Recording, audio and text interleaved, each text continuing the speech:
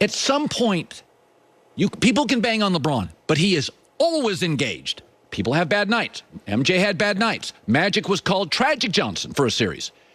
But when you're disengaged in big moments regularly, how do you explain Harden last night? What am I supposed to say about James Harden last night? Fourth quarter, 3 meaningful shots? Game of the year?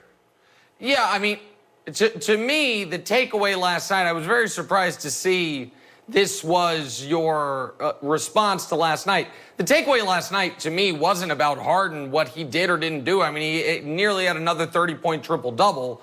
I thought it was just a massive missed opportunity for the Rockets. Russell Westbrook had one of the best playoff games he's had in years. Literally, look it up. It's just the second time since Durant left that he was over 50% from the field in a playoff game. The Rockets hit 40% of their threes, and they lost. Like, they have to win either game 2 when they hit 22 threes or last night when Russ and Harden, I thought, both played well. And I thought this was Lakers in 7. Now it looks like it's going to be quicker than that. But I think what is happening to Harden, listen, bang on Harden for game 7 against OKC. That's totally fair. What's happening to Harden is he's going to look like a lesser player when he's on the court next to the guy who would make every player in the history of the league look like a lesser player. I mean, LeBron set the all-time record for playoff wins last night, and it's not even a headline over Rondo's 20-9 because we've become so spoiled to it. He had the most first-half points, Colin, he's had in a playoff game since the biggest game of his career, one Joy remembers very fondly, Game 6 in Boston in 2012. And then he responded to that in the second half by responding to the folks who snubbed him from the all-defensive team by putting on his own personal block party. Like, I think Harden looks bad because he's in the shadow of LeBron more so than he wasn't fully engaged last night. I mean, he's one of the 6 best players alive. He just happens to be going up against the greatest player ever to live. All right, all right. So I'm a patient man, but I do get tired of when, it's like, okay, you got to watch Milwaukee. And I'm like, no, I think I have to watch Boston and Miami because I like their coaches and I like their young players more. And Milwaukee's not that young. Like, Nick, I'm over Giannis. He's a great kid. I'm over Milwaukee. Like, I would leave. Is that nuts? Oh, it's not nuts. Listen, Giannis did something I think a little dangerous last night, which is he certainly made it seem as if Milwaukee offers him that supermax this summer. He's signing it. And I'm not encouraging Giannis to leave, but I'm also not encouraging him to sign it a year before he has to. They're going to offer him that next summer as well. And if I'm Giannis, I want to see if Bud learns and if Bud's going to be the coach next year, if the team can trade for Chris Paul, what they can do. Because, listen, he obviously needs to improve his mid-range and half-court game. There's no denying that. But he's also a 2-time MVP for a reason, even if obviously LeBron should have won this year's, even though we're just reminded again in the playoffs. Like, remember the moment, and I'll finish the answer in a second, but there's a great moment in December when the Bucks are playing the Lakers and Giannis had a great play, fourth quarter, and he mimes putting the crown on his head. And he said, I wear this now. They should run that side by side with him receiving his MVP via Zoom from Milwaukee while LeBron's en route to title number 4. But that's neither here nor there. I would, if I were Giannis, I would wait to make my decision. I wouldn't demand a trade. I'd play one more year and then see. Because 3 teams are going to be after him with the cap space to do it a year from now. Miami, Toronto, Dallas. What do all 3 of those teams have in common? A coach who's won a championship. Yeah. Spoelstra, Nurse, Carlisle. And maybe Miami was the better team, but what Bud's lack of adjustments and Bud playing Giannis 35 minutes a game before he got hurt was indefensible. So if I were Giannis, I'd be a little frustrated right now. Yeah. Let's go to the NFL. It's very interesting. You have been always not a cynic, but very critical of Dak. You've never wavered on this. Yep.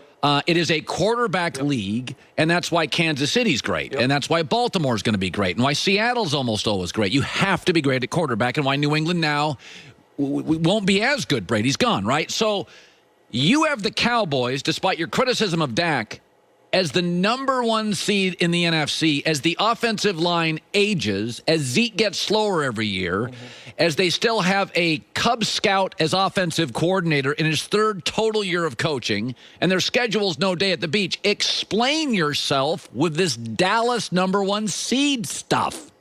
Well, I'll take it a step further. I'm not certain if I have them as the #1 seed. I do have them going to the Super Bowl. Oh, my God. I think they're going to win the NFC. I don't know. And here's the rationale for it, Colin. You look at the other. So the NFC is very, very deep.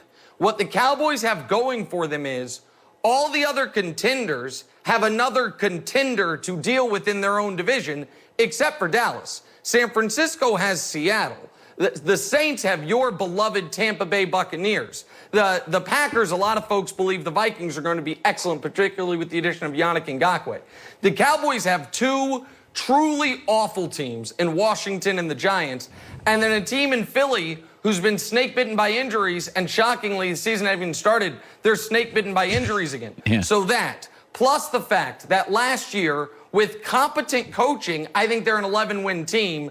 They have some close game regression back towards the mean after losing almost all their close games last year. I don't think you have to have the top 5 in the league quarterback play to make the Super Bowl. We just saw Jimmy Garoppolo make it. And so with Zeke, with that front 4, I think they might add Earl Thomas at some point, and that's the biggest weakness on the team. I think the Cowboys win the conference this year. It's very odd because you'd been high on Dak, I was low. Now you've left, you're growing a beard, I'm going to have to shave mine. It's a lot of weird stuff's going on here. You know, it's funny. I was talking yesterday, I think, with Joy about this, and I said, I feel like Lamar Jackson could get better, but I do feel I'm seeing this is what Lamar is. Escapability, work ethic. I've seen the ceiling. And I think he can make, there can be improvements, but this is what I feel I see. With Mahomes, it's different. He was 11th in completion percentage, 7th in passer rating, and acknowledge, I just figured out how to read a defense. I do feel like we lump them together. And I know you love Kansas City, but it's funny because I think sometimes we forget Kansas City was a really interesting story last year. Trailed in all the playoff games. Defense was kind of a mess until about week 11. I actually think Baltimore will be better this year, but I know exactly what Lamar and they are. I think Kansas City's got another gear. I'm just not sure if they hit it in that tough division. Your thoughts on that basic commentary? Yeah, well, so I disagree it's a tough division. I know that you filed adoption paperwork for Drew Lock. I'll never totally understand that, but maybe you can explain it to me off the air. But I think other than that, you nailed it. I mean, here, and I'm going to add another level to it. And I think you see this across sports. Guys who win a championship early, what it frees them to be. Like, why was Kobe Bryant so fearless at the end of games? I would argue it was because he was never tarred with can't win a title. Yeah. Because he won one at 20 years old with Shaq. Yeah. I think why was Tom Brady so much better than Peyton Manning for the bulk of their career in the most critical moments? Because Brady was free-rolling the whole way. There was never actual pressure on him. Manning was the #1 pick who all of a sudden faltered in the biggest moments early, and then you could feel that pressure building on him. Yeah. The fact that Mahomes knows he's a fully minted, made man forever, and Lamar knows the exact opposite, which is no matter how brilliant I am, if Colin Cowherd's right and we go 16-0, no one is going to care. It's going to come down to 12 passes if I make or don't make in the playoffs this year. Mahomes can play with none of that pressure. And last year he was banged up all year. And last year Tyreek Hill missed time. And last year the left tackle missed time. And so for my money, I know you have a team going undefeated in the AFC. Yeah. I think you happen to have the wrong team. Now, I wouldn't pick either of them to go undefeated. But, yeah, I think the Chiefs have another gear to get to. And I would expect them to be least affected alongside Baltimore by no preseason, no offseason, because same coaching staff, same coordinators, same players for the most part, just run it back. That's probably your best take you've ever been on the show.